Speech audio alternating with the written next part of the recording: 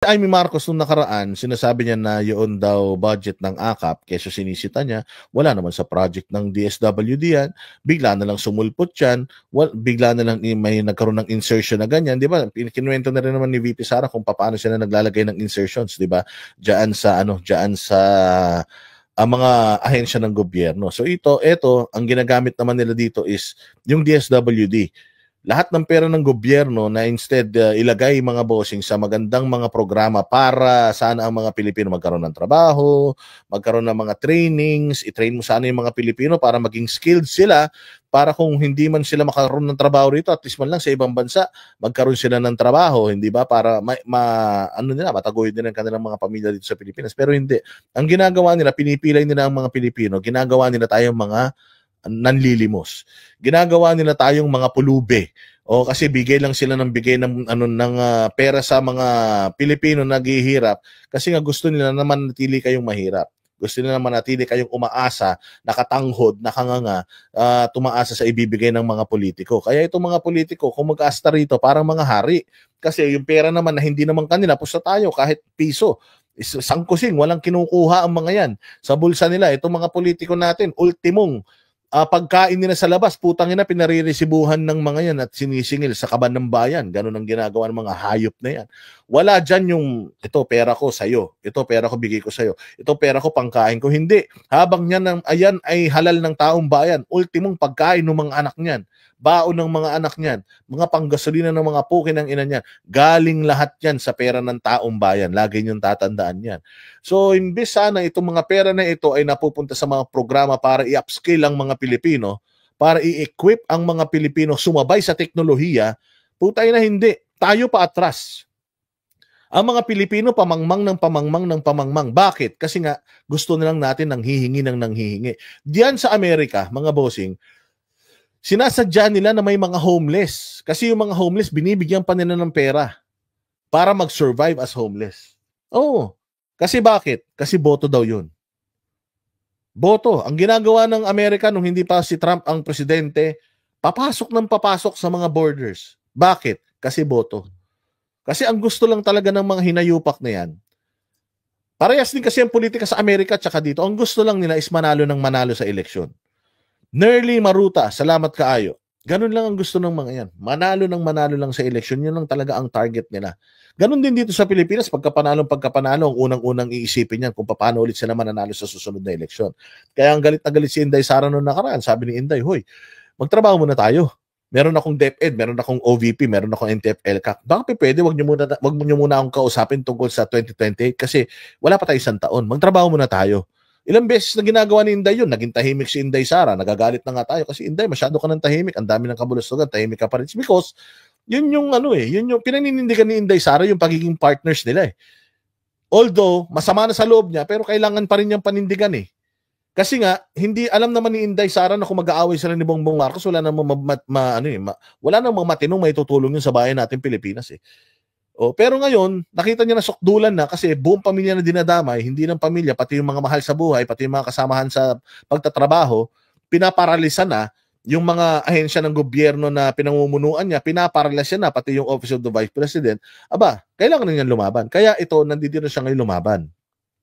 So dito, paano natin yung ididikit dito kay Amy Marcos? Ito si Amy Marcos manggagamit. In-expose ni Inday Sara yung corruption doon sa kanyang isang press conference. In-expose niya yung mga insertions. Sumabay naman ito si ate. In-expose din niya yung mga insertions. Putangin na. Yung pala, kaya niya in-expose yung mga insertions na yan, kunyari, para tumunog siya. Kasi nga naman, nakakalimutan na siya. Aba, mas sikat na yung hipag niya kaysa sa kanya.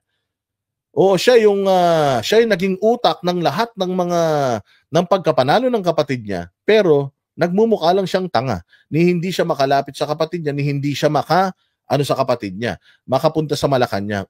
Bago lahat ng ito, nagsalita yan si Amy Marcos tungkol sa AKAP, bla bla bla, itong pinsan niya, ganito ganyan. Ang dami-daming mga pinagsasasabi. Pagkatapos noon, nag-meeting sila. Natatandaan ninyo yun? Meron siyang picture na kasama niya yung kapatid niya.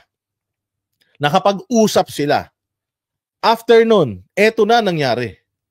After nung kanilang pagkikita ng magkapatid at magkatabi pa sila sa lamesa at probably nakapag-usap sila, Putang ina, nawala na yung Amy Marcos na galit sa AKAP.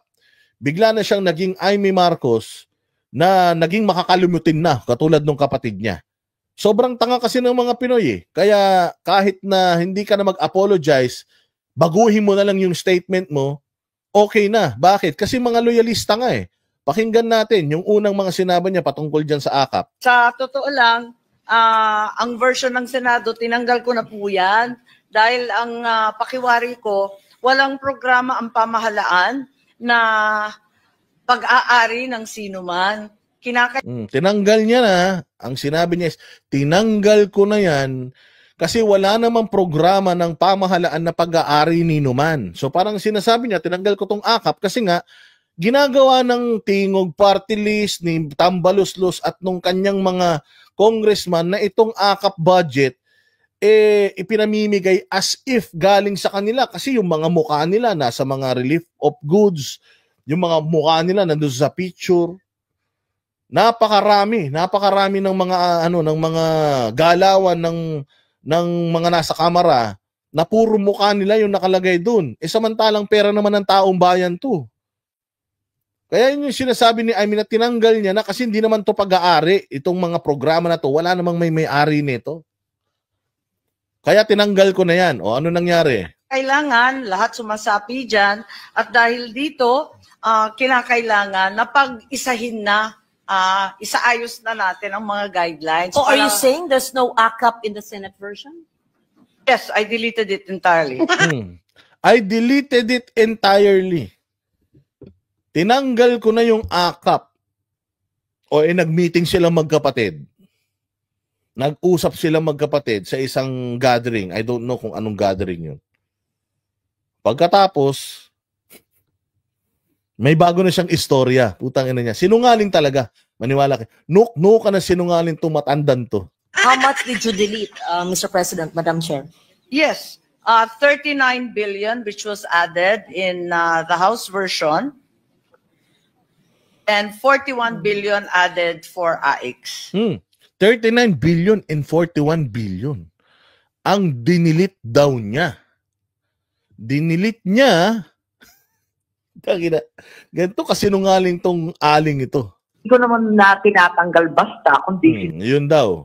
So ngayon, sabi niya dinilit niya. Tingnan mo yung yung cambio niya ngayon. Ang cambio niya ngayon ay hindi daw niya tinatanggal basta pero kalinaw-linaw ha.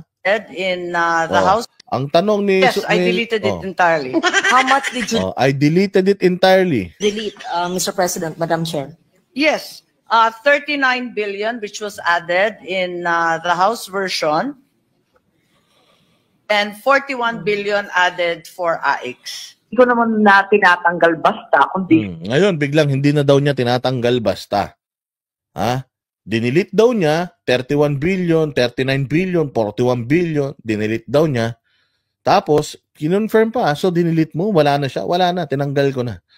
Tapos, biglang ngayon, nagbago na ihip ng hangin. Puta, nakausap lang yung kapatid niya. Hindi ko alam kung anong kung anong napagkasunduan nila. Bakit biglang okay na sa kanya itong mga pondo na ito.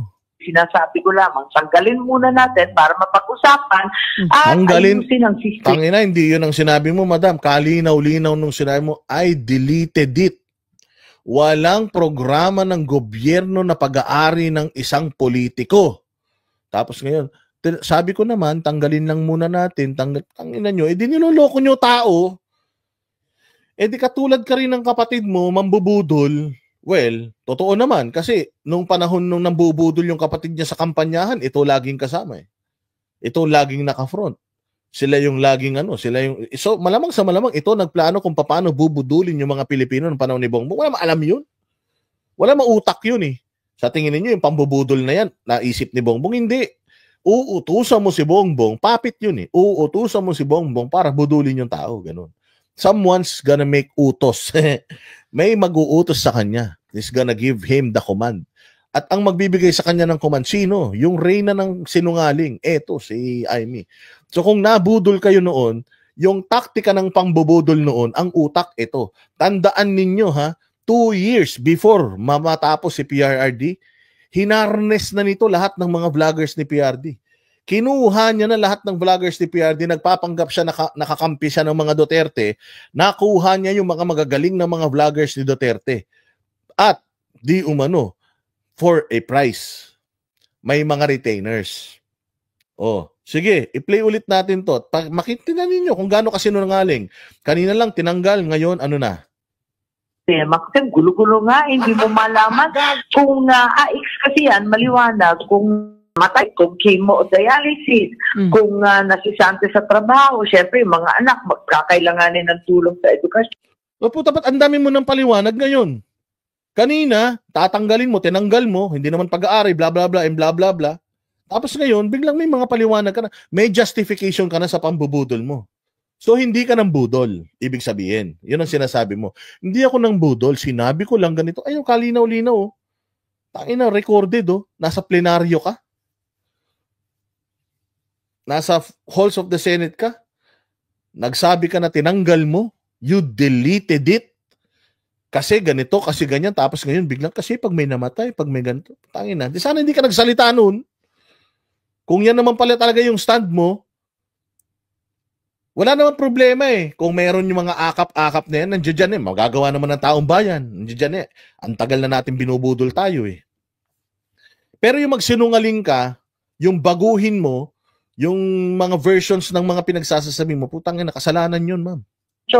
At saka pag bagyo, di syempre na biktima, nasalanta. O ba't hindi mo inisip yan noon?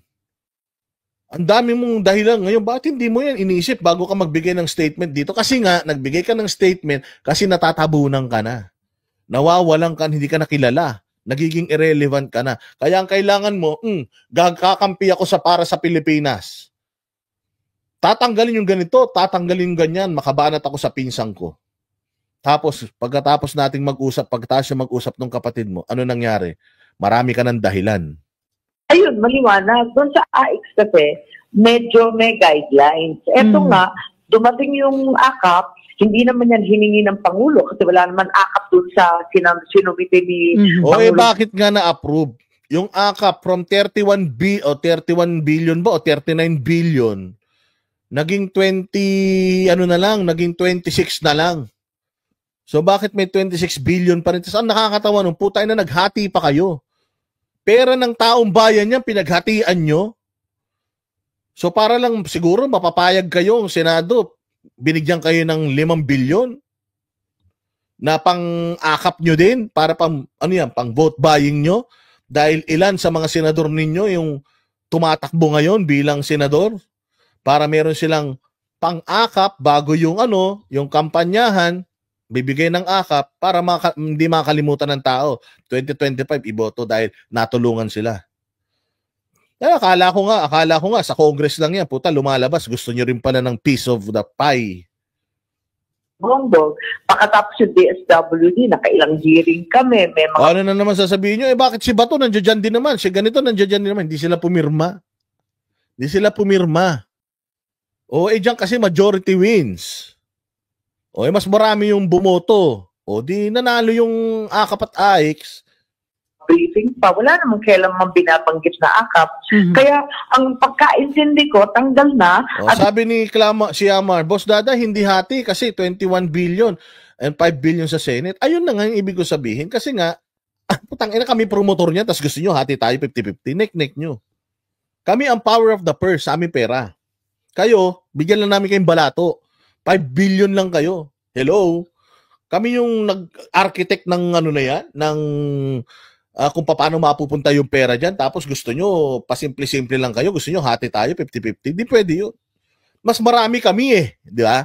Mas marami kaming congressman. Mas marami kaming dapat bumili ng boto.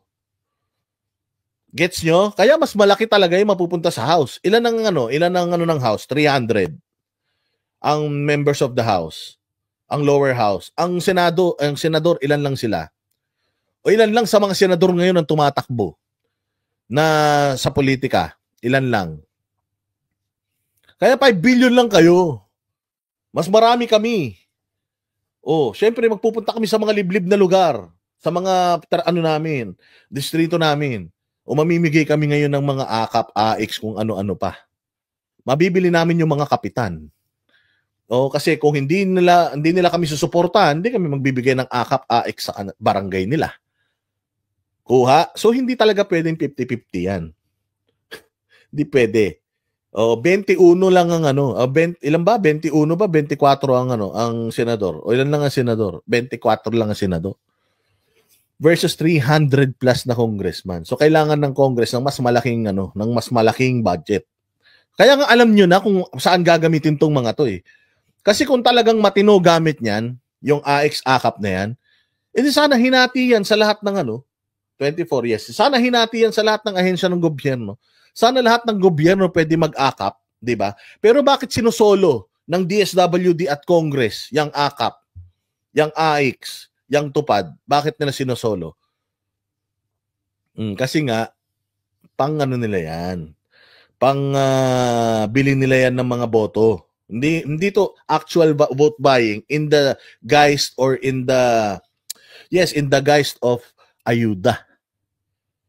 O ganun yun, mga bossing. O maaring mali ako, pwedeng tama ako. O, pero yun talaga yun. So dito mo talaga makikita, yung hatian pa lang nila eh. Alam mo na kagad kung saan mapupunta at anong paggagamitan nitong mga pera na to eh. 'Di ba? O kung ako lang, siguro talagang bigyan ko ng AX tupad ang OVP. Meron ng DSWD, meron ng OVP, meron pa ang presidente. O pati Senado, bigyan natin. Lahat ng senador, bigyan natin. Lahat ng congressman, bigyan natin. Ganun. Sana ganun. Kaya lang, hindi eh. Hindi ba? O hindi ganun ang labanan. Kailangan amin yan. Kami gumawa niyan eh. Amin yan. Ang benepisyo niyan sa amin. Ang name recall sa amin, hindi sa inyo. Petiks lang kayo, tapos may pera kayo. Hindi na talaga prioridad. Gagawin na lamang sa iba't ibang programa. Kaya nalito ako, nung pagdating naman ng version ng House, ando na naman, sumulpot na naman si... So talagang ano, dito mo talaga malalaman na itong si Amy Marcos ay talagang mambubudol. Oo, ito ang reyna ng mga pambubudol sa Pilipinas, kaya wag na kayo magpapabudol. Yan ang panatero, walang inuurungan.